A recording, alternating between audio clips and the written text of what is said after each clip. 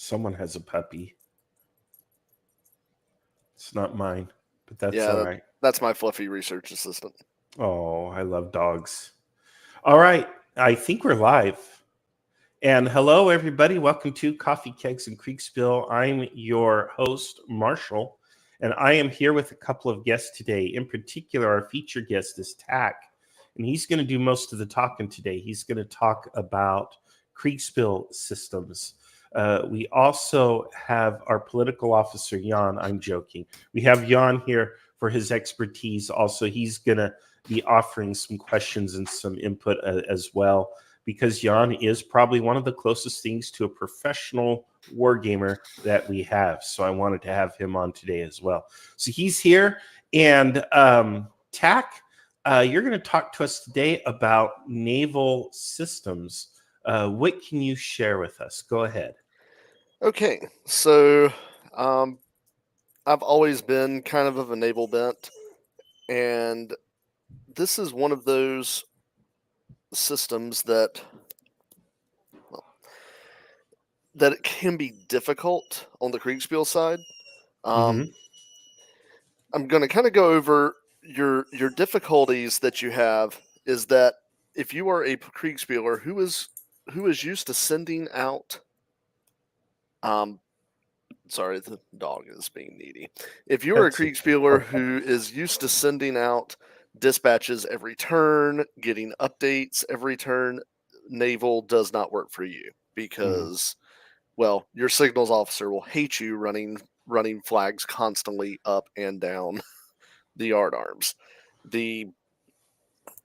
So with naval, a big part of it is your pre-planning, and then things kind of have to run as they run, and you have a somewhat limited ability to affect how a battle's going to go once it gets started. There's two primary areas that I've worked with rule systems for. Those being your classic Age of Fighting sail. The tabletop that's up is from an open Saturday I did of the Battle of Cape St. Vincent. Mm-hmm. And the other one is the American Civil War. And they both have their own unique issues. I'm going to start off with the Age of Fighting sail. The things that make it unique are that as... Hang on just a second. Mm-hmm. And hello to Achilles and everybody who's watching. We've got quite a few watching this morning. Hello to you guys while Tack gets himself situated here. It looks like he's got a little wind marker and a compass there. Yes. All right. Sorry about that. The dog was trying to climb into my chair. Oh, and I had to tell her to go get in her chair. All right. Oh. So, Age of Fighting sail. These things are extremely important.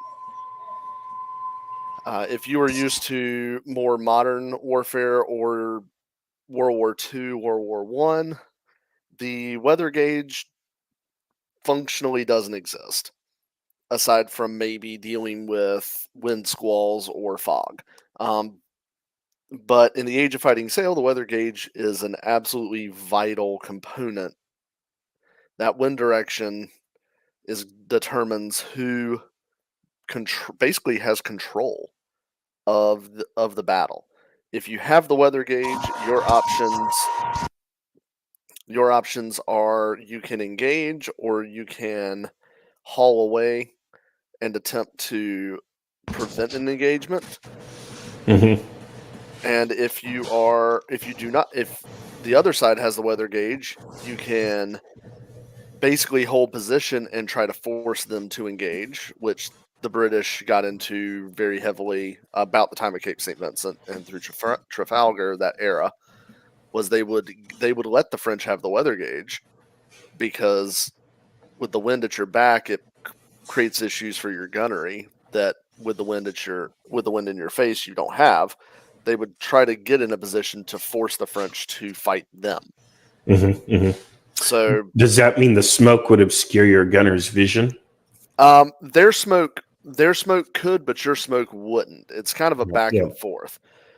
That is kind of the other thing. What you were looking at with naval artillery, with naval guns, If you look at an average field battery is 6 guns. Mm-mm. And those are going to be typically, once you get into the full Napoleonic era on up, typically around 12 pound, 12 pound cannons. 6 12-pound cannons would not qualify as the battery for the smallest warship. You would have, but that would qualify as a battery of guns that could be a regimental battery or a division battery for an army on land, depending on what they're equipped with. So even the smallest ships, even your sloops of war, are running 18 to 24, 26 guns. Wow. They're running functionally. Your smallest ships that are unrated, not even worth getting a rating in any of the rating systems of the day.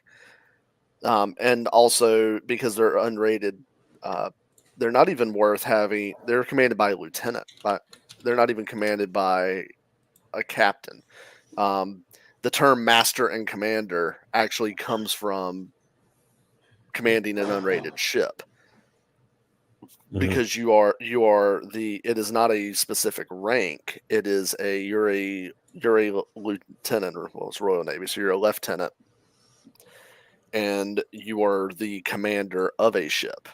And fully rated ships had what were called sailing masters. And if you were the master and commander, you were basically taking on the role of captain and sailing master. So I'm only giving that historical note to kind of explain that ship would have the same amount of artillery as a field army, a small field army, and that's a ship that doesn't even rate a captain, and it has that much artillery. When you start looking at first-rate ships of the line, HMS Victory at Trafalgar could put more weight of shot in an entire broadside than the entire combined, by the numbers, potentially the entire combined artillery park of the Battle of Gettysburg. Wow. Wow. Yeah, it's a lot of power. But how do you take that power and translate it into something that you use for Kriegsspiel? So the point I make about the firepower is that once the ships start engaging in Age of Sail, when you're engaging, people would often talk about pistol shot range, which you're looking at 50 meters or less, 50 yards or less, and you would engage. You could engage further, but somewhere around 200 yards, 300 yards is about your maximum effective range where you were getting reliable hits. So you have 2 ships that are made of wood that are hurling hundreds of pounds of shot at each other at ranges that are not much outside of what you would consider to be long musket range in the Civil War. So the battles get incredibly deadly, incredibly fast. When you are, and I will turn one of these over, actually, because I think she is here. Yep, she is here at this battle. So the way I've got it represented on these pieces, you'll see pieces with 3 dots, pieces with 2 dots, and a few that have 1 dot. In this particular Kriegsspiel, I didn't represent anything that was unrated. So 1 dot stands for a frigate, which is a single deck ship. 2 dots stand for a third-rate ship of the line, which is a 2-deck ship, and 3 dots are stand-ins for first-rate ships of the line, which are 3-deck ships. There are second-rate ships of the line. Their guns power, basically their guns and durability are close enough that it's not that big a deal. So I did not get Damon to make up pieces for those. And functionally, you have you have your hull integrity, crew integrity, very important. Mhm. Keep in mind that most ships didn't sink in this time period. Even after the Battle of Trafalgar, most of the ships that sank after Trafalgar were either scuttled or foundered in the storm. They did not sink Mhm. due to battle damage in the battle. Right. Most of the time, your ship either lost its sails, or its crew were battered into submission to the point where you didn't have enough unwounded crew to successfully fight your Manage. ship, and Yeah. you would strike your colors. Um, Mhm. so those are kind of your three things. Now, the Age of Sail rule set I did not create. I collaborated with Peter Robbins on creating it. So, out of respect to him, because he did request that it only be revealed to umpires, I'm not going to go into detail of that system, but I will cover it in brief. What you tend to have, and if you look at this, in this particular Kriegsspiel, we had four, actually it was four players on the Royal Navy team and four players on the The Spanish. Spanish team. Yeah. And what you tend to happen is, for one of these, you let both teams do some collaboration amongst themselves, same as you would on any Kriegspiel, a quick Mhm. collab, and then each player, once they set their general orders and maybe some simple contingency orders, you go from there. Things shift into, you are on your flagship, and you can make some limited changes. If, for instance, if you're doing a Nelson at Trafalgar and you are leading the charge, if you wanted to change direction of that charge, you could do that. Mhm. Just simply change direction. But you are limited in how much you can communicate. When we did, as far as orders changes for these ships in this particular game, I set a hard limit per turn of, I think it was 5 words that could be sent out as an orders change to give the players that sense of, I'm in command, but I'm the admiral, not a captain. And once battle's joined, it really devolves into either you're in stately lines where the admiral has some level of control, or it's a melee and the admiral has no control. His battle's done once the clash happens. Right. That's Age of Fighting Sail. And you have to, your propulsion is sails, so directional changes happen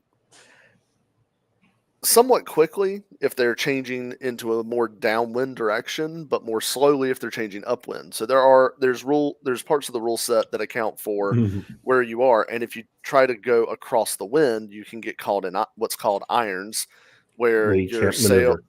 right, where you didn't have enough Yeah. momentum to get out of moving directly into the wind, and you also don't have anything, and you just have to wait for the wind to basically push your ship around until you get out of it, and you have no ability to maneuver until the wind finally pushes you around.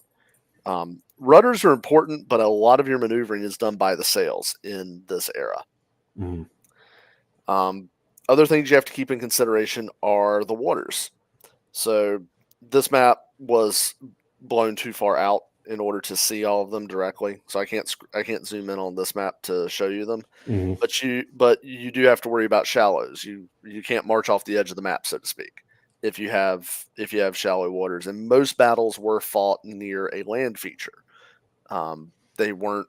Rarely do you have a battle fought out on the open sea, aside from some more single ship or 2 or 3 ship actions. Mhm. Um, as far as what scale to do these at, if you're going to run one of these battles, you can run. I recommend never running a player with fewer than 3 ships, kind of in the same vein of don't give don't give a player in a land Kriegsspiel fewer than 2 or 3 actual units to control. Don't ever take it down to where they're running a single regiment or a single brigade by themselves and they have no other forces. One, it gets boring, and two, one slight error or a slight bit of bad luck and now their whole game is over. When you're running this size, and in this battle, as historical, the British actually came out ahead in this battle, despite being outnumbered, and a lot of that came down to, in some respects, the British players were commanding fewer ships. So giving a player, for instance, I think Jan was in this fight as well. He was. I think actually, Jan, you and I faced off. Yeah, we directly faced each other. Did. Right? Mm-hmm.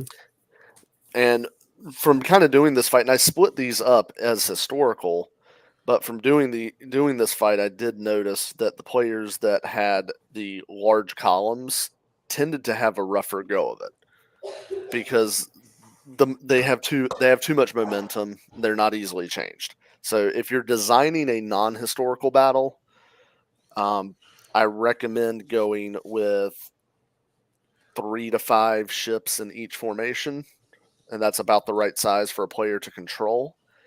Unless you want to create a problem for the player. Exactly. That's one of the things, because for me, all Kriegspiels each player should have a problem that you're looking at them to solve, and they might all have the same problem or they might all have a different problem. And that problem might be one player has too many ships under their direct command. How do they navigate that challenge versus another player who perhaps they're facing off into the wind or they're out of position, something else, maybe they're out of formation. How do they solve that problem? And I like that. I like creating a variety of problems in my Kriegspiel games for different players, because then it gives you something individual to assess for each of them, and it gives them all something to kind of chew on and think about, especially in the downtime between turns. I'm sorry, Tad, go ahead. Yep, correct. And I'm moving some stuff around. The other thing that a Naval Kriegsspiel lets an umpire do and be very creative with is communication. So, and I'm going to get this I'm not going to get this exactly right because I'm not staring at it right now. But when the Trafalgar campaign got going, Nelson's fleet was split up along the coast.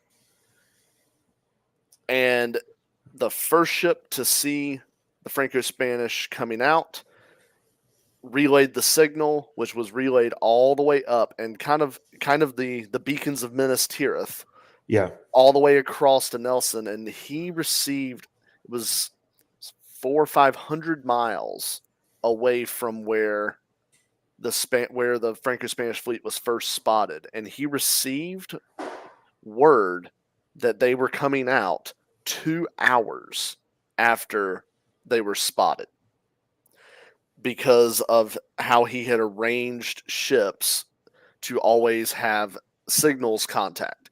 So your line of sight at sea is totally different. If you're standing in a boat, your line of sight at sea is approximately 3 miles.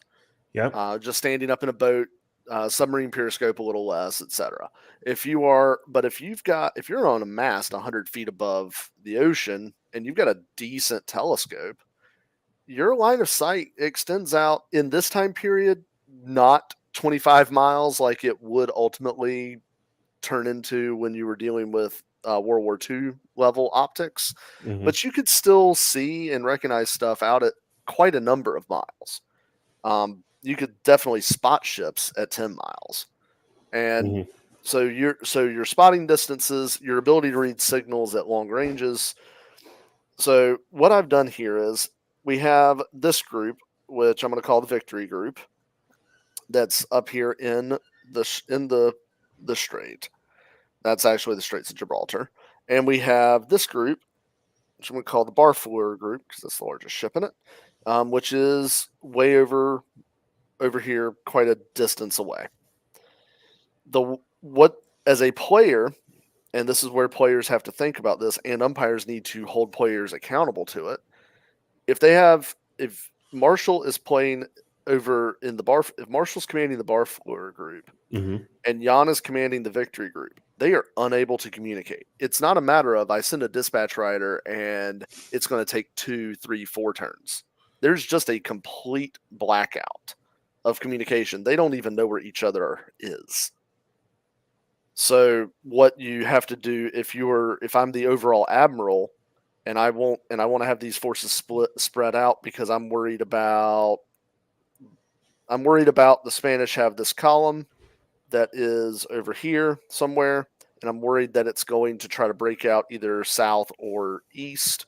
So I've split my fleet to kind of fend off both possibilities. What I have to do now is take my lighter ships and deposit them Right. in a skirmish line, so to speak. About 10 miles apart. Correct. Probably 6 to 10 miles would be. Yep. Yep. And then I'm probably going to send one of them to In a at that forward same observation distance as position. forward observation. And that's kind of how you're going to have to play this. You use your light ships in a fleet engagement in Age of Sail. There was actually a gentleman's agreement that frigates were not bothered by ships of the line until the battle was decided. Ships of the line left frigates alone, and frigates left ships of the line alone. Battle of the Nile, there is one French frigate that decides to be cheeky, and it is functionally demolished in a single broadside because it decided to try to get in some sneaky shots and just got smacked. Yeah. So, why not play this in reverse with the fleet concentrated in the middle and the scouts out on the flanks? Because then the fleet doesn't have to join. The fleet's already joined. They just have to move north or south. If you will. correct. And that's something as the overall commander, you have to make that decision. On how you're going to do it. Are you going to keep your fleet concentrated and get information fed to you and then move your fleet? Or are you going to keep your fleet spread out in positions where a player is the one getting immediate information, but now they have to communicate with you and back and forth, and you have to make that decision? And that is really the fun part of a naval Kriegsspiel. Once it gets in hot and heavy into the battle, you're done as the overall commander. Yeah. In the last few minutes, as the overall commander, the last hour, so to speak, of the final approach is kind of your last point to make any decisions. Now, as far as tactics, this is where ye old. I'll use one of these because it's quicker to do. This is where the term crossing the T comes from. Well, there we go. So I put these right way. Yep. So, and the arrows on these pieces show which direction they're sailing. This is where the term crossing the T comes from. In this particular position, the Royal Navy ships have the T crossed to the Spanish ships, so they can concentrate all their fire. So the Mexicano, the Mexicano is unable to respond. It has a couple of guns that can be used as bow chasers, but it's functionally helpless. And it's helpless in two regards. The two things you have to think about is inability to return fire and raking. So obviously the ship is longer than it is wide, and these ships do not have armored bulkheads going down the length of the ship. So once you get through the bow, that shot is now going all the way down the length of your gun decks, hitting guns, hitting men, throwing splinters.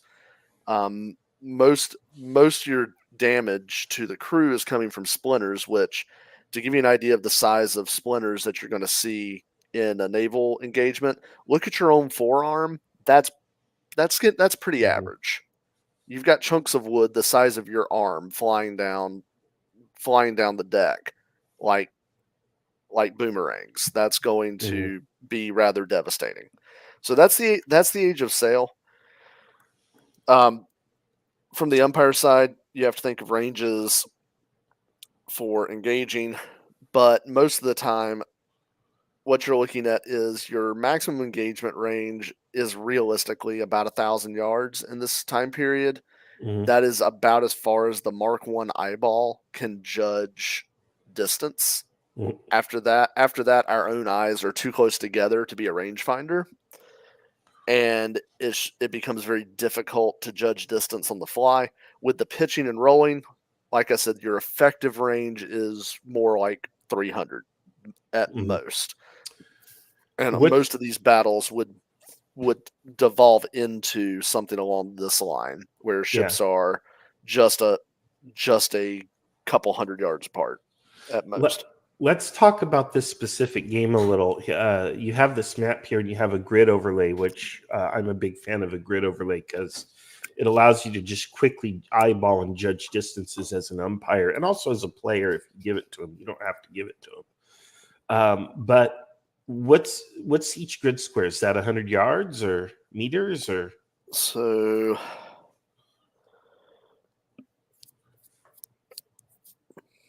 And you might not remember this. This was a year ago, I think. this is a year ago, and this that's was fair. That's fine. this was adapted from Peter Robbins did a lot of adapting on this. Mhm. So in this particular game, we were testing a few things because this was the first real go at a Naval Kriegsspiel for the IKS.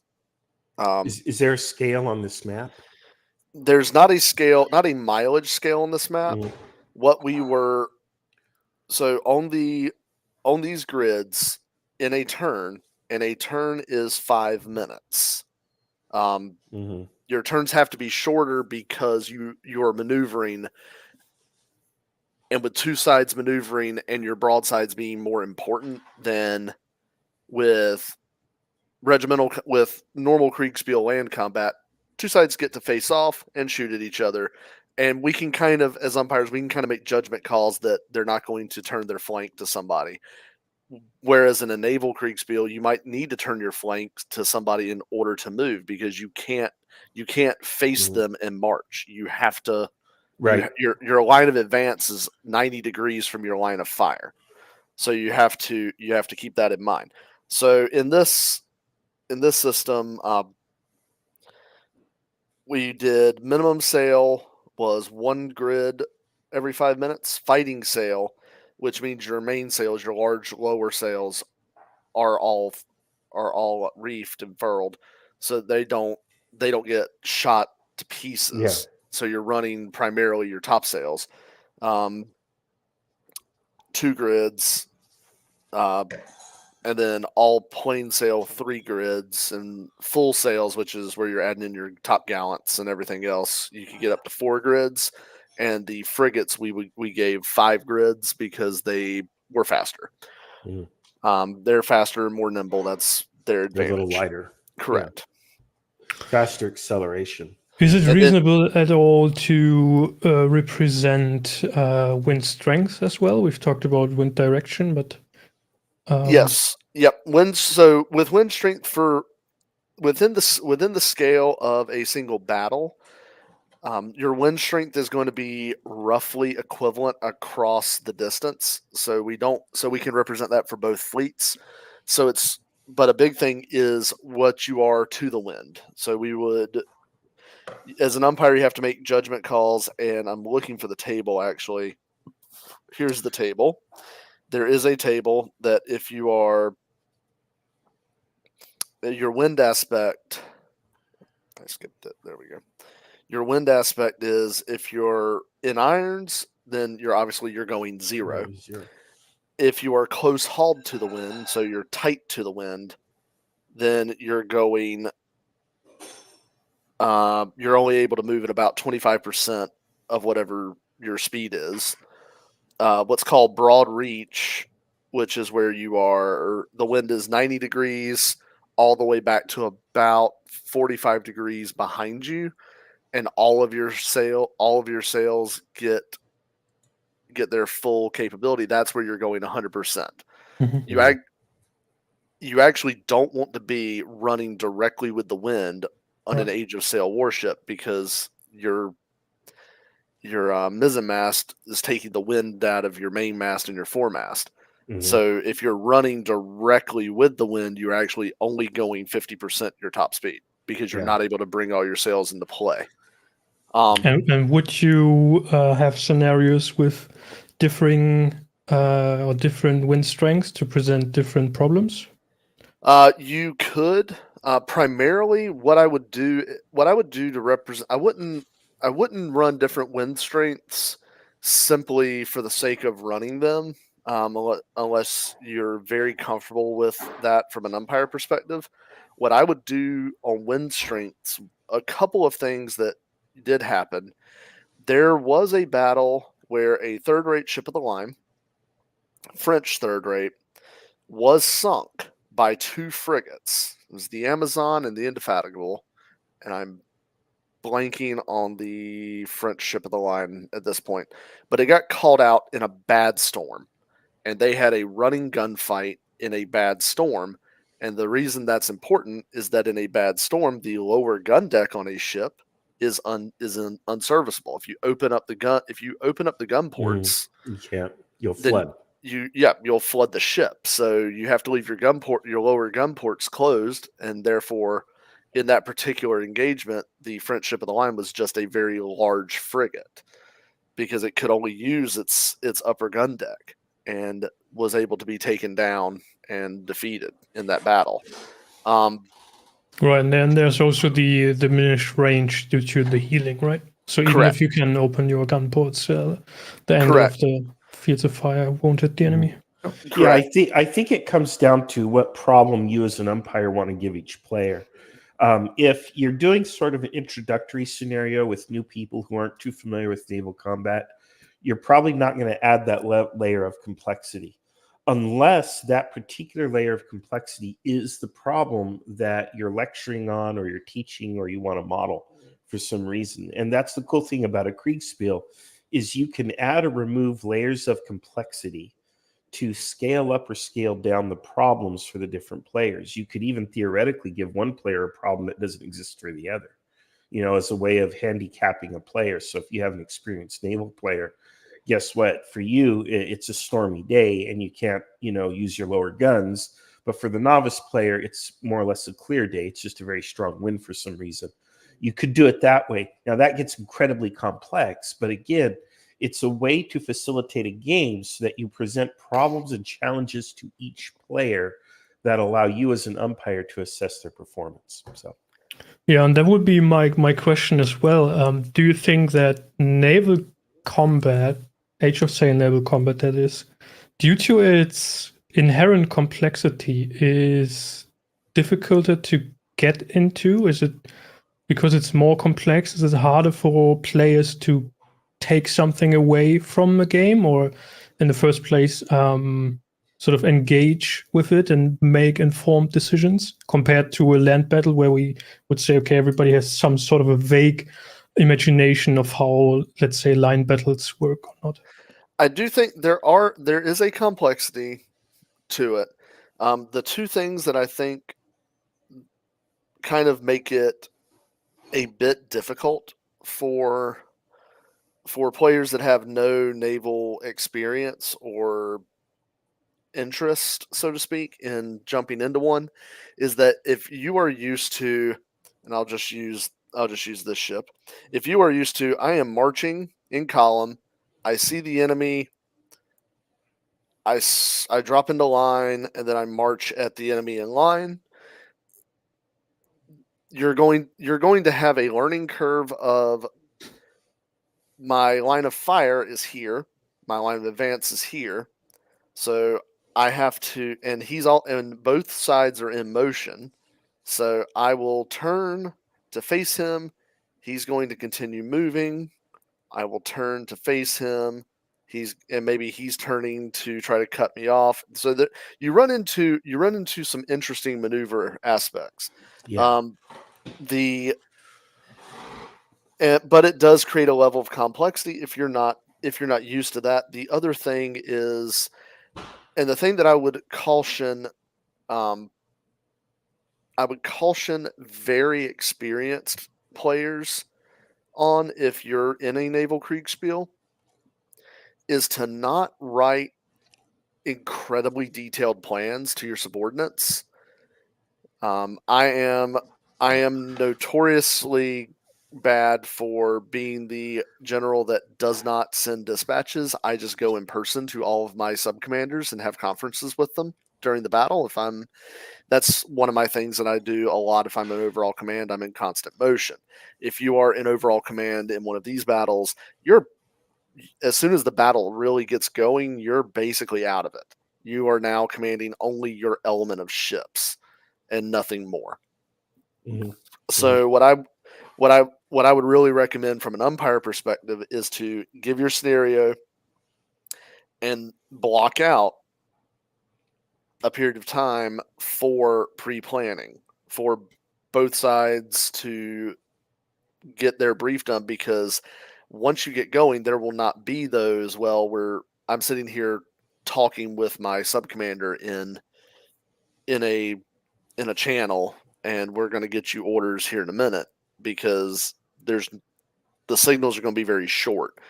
And enforce that length, that you're not sending dispatches, you are firing very short signals, almost like really a telegraph. You're firing just,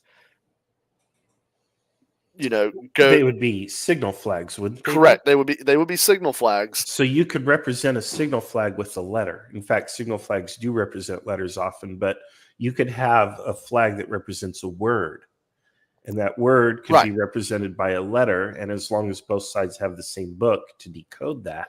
Yep. And that's exactly how it worked. As they developed it more and more into signals. In fact, the original signal that was supposed to be sent at the Battle of Trafalgar was not "England expects every man to do his duty." However, with the way signal flags worked, if they had spelled out exactly what Nelson originally came up with, it would have taken them forever to do it.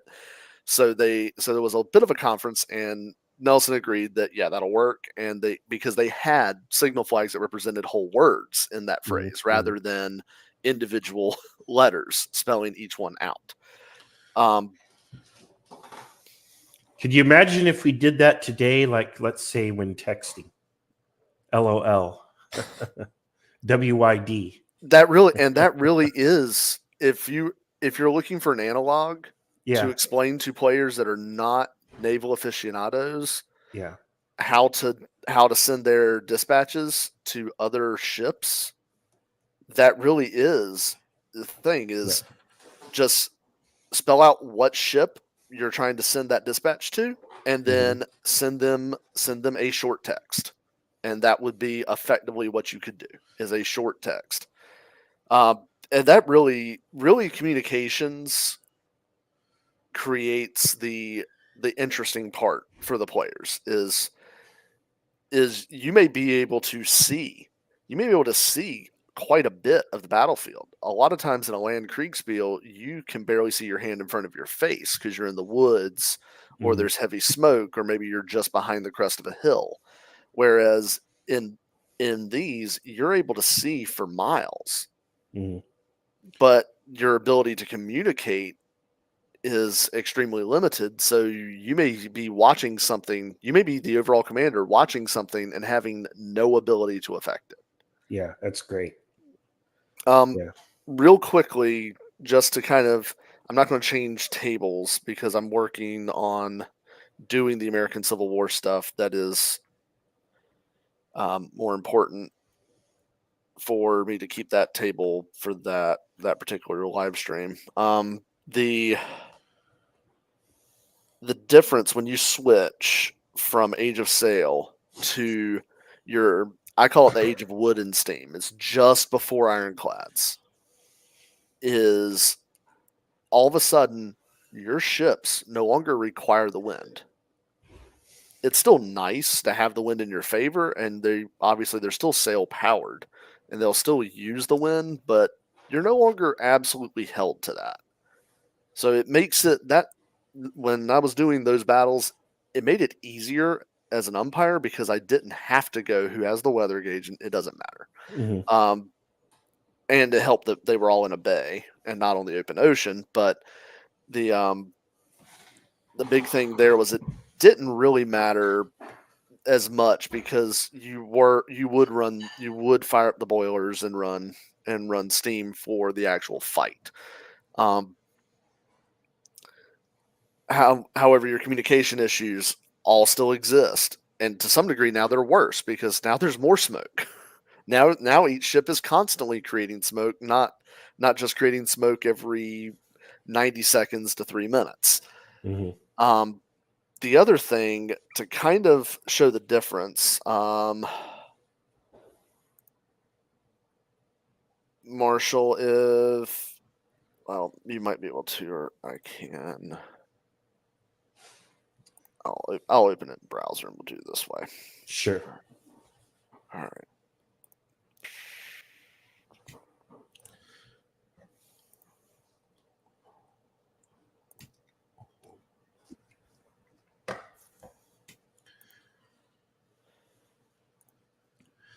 All right. Now, this is obviously not on a ship, but this is a 24 pounder.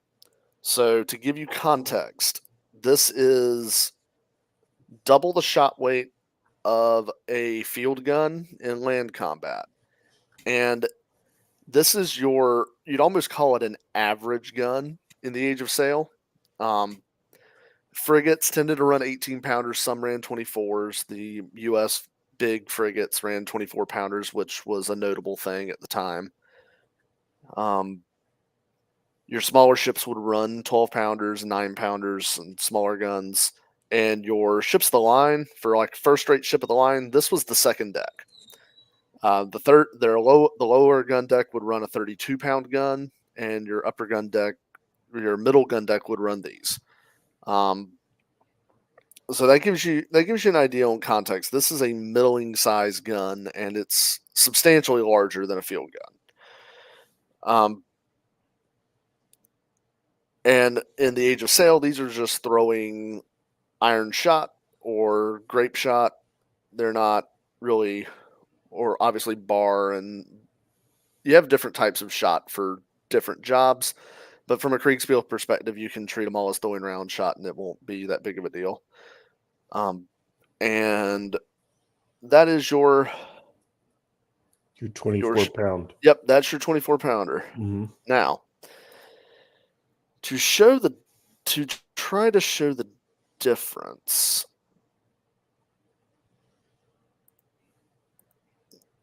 There we go.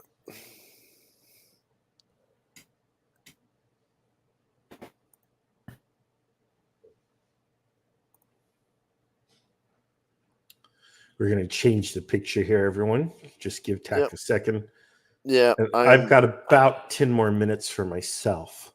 Okay, and I will not take too long on this. No, that's okay. I can also try. Let's see. Which one did you want? Did you want the? Yeah, I've got it. Okay. Because I've got it up as well. Oh, that's quite a large. Wow, that's huge. I'm gonna have to. There we go. So this is a 32. This is a 32 pounder. This is actually on Fort Macon. Now the 32 pounder refers to the gun, not the human. Correct. Right? Okay. Correct. Although at this point, I think both of them were about the same weight. So you're essentially throwing small children. But I like Kriegsspiel even more now. So effective range, by the time you get to the Civil War, with luck, these guns could reach out to about 3 miles, firing from a nice, well-built, fixed land fortification. At that range, there's a ton of luck, but you did have that ability you have guns that can reach out about 3 miles. This would be considered a relatively small gun by the standards of the 1860s. Mhm. The standard British gun of this era was a 68-pound rifled muzzleloader. They were experimenting with 110-pound breech loading rifles, and on the American side, you were running 70 and 80-pound Parrots, 100-pound guns, 110-pound guns, up to 11-inch guns on various ships. Mhm. So your ranges are still relatively short. Your effective firing range is still about 1,000 yards that the human eye can really make that judgment call, because there's still no proper fire control as we think of in a modern sense. There's no range-finders. There's none of that. You're doing this off the Mark 1 eyeball and experience. But the big thing to note here is in the Age of Sail, you put a 24-pound cannonball through a ship, it's going to throw a cloud of splinters, and obviously the cannonball is going to do its own damage. Suddenly in the 1860s, you put a 100-pound shell into a wooden ship, now it's going to explode. And you have an era of explosive shells, not great, but they are explosive shells, versus wooden ships. This is where you have the issue of the USS Minnesota at the Battle of Hampton Roads the first day before Monitor shows up, gets wrecked in just a few salvos from the CSS Virginia. The wooden navy, the Virginia basically ran the wood navy out of the Hampton Roads, ran it aground because they had no ability. And so when I'm covering the American Civil War naval battles, because in only one naval battle in the Civil War Kriegsspiel we just finished was there an ironclad at all.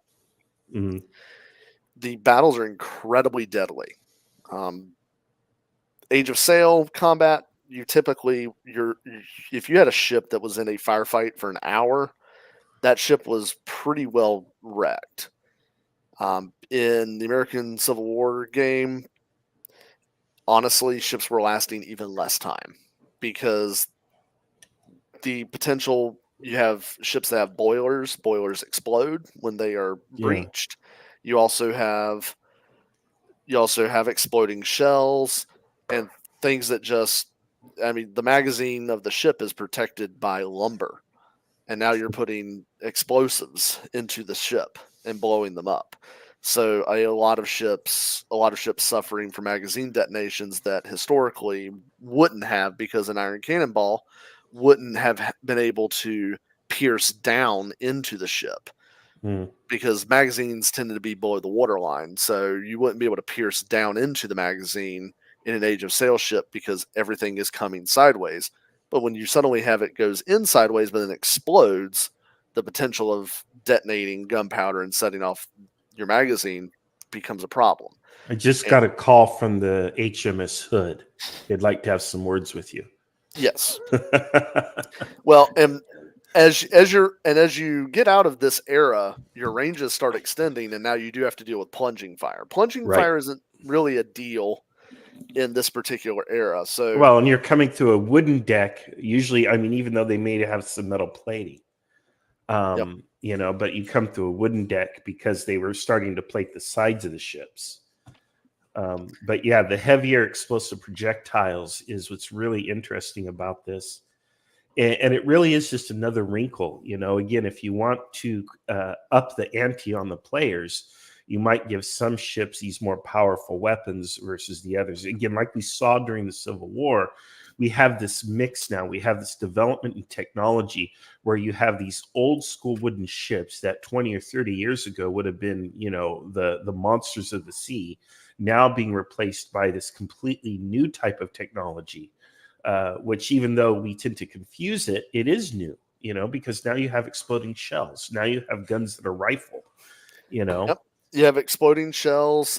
In this era, you were just moving up into moving up into some really And steam terrifying power. shells. Steam Yes, power as steam well. power. Steam power.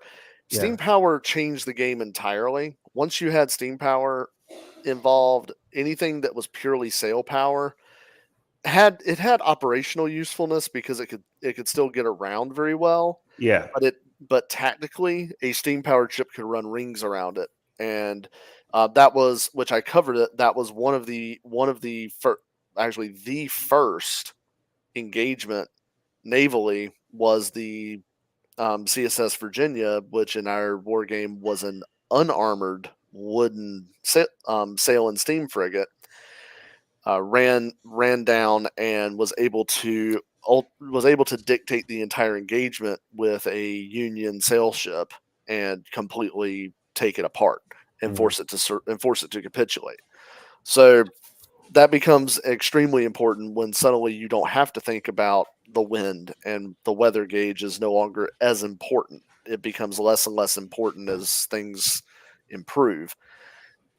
When I did it for umpiring purposes, I treated, and I think it was reasonable in how it turned out. I treated ships running your mixed batteries of 32 and 24-pound guns, which by the Civil War, unless it was a riverboat, you didn't really see anything under 24 pounds on any ship whatsoever. But I treated those in groups of 6 for the most part, sometimes 4 if the ship didn't quite have a multiple of 6. That's where I treated that, while I was treating your 6 and 8-inch guns as equivalent to 6 of these smaller guns because of the effectiveness of the shells. A case of you only get one shot, but if it hits. Yeah. The And lethality is much increased. correct. Yeah. And there were and you're going to have fewer guns too. You're not throwing a broadside of 24, 64 guns or whatever. Absolutely. When you look at a lot of your most powerfully armed ships of this particular era, as you're getting towards ironclads, but you're not quite there, you're looking at a broadside for the most part of. Well, the Virginia had 3 or 4 on her broadside. The ironclad Virginia. The ironclad was running 4, and they could maneuver them to some degree. Yeah. A lot of your ships were running relatively small batteries. Obviously, once they became ironclads, they had to run smaller batteries due to top weight.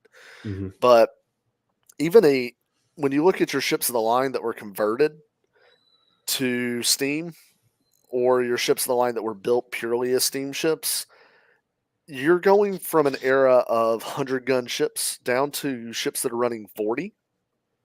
You're cutting your number of guns in half, sometimes less than half, because the guns themselves are that much more effective.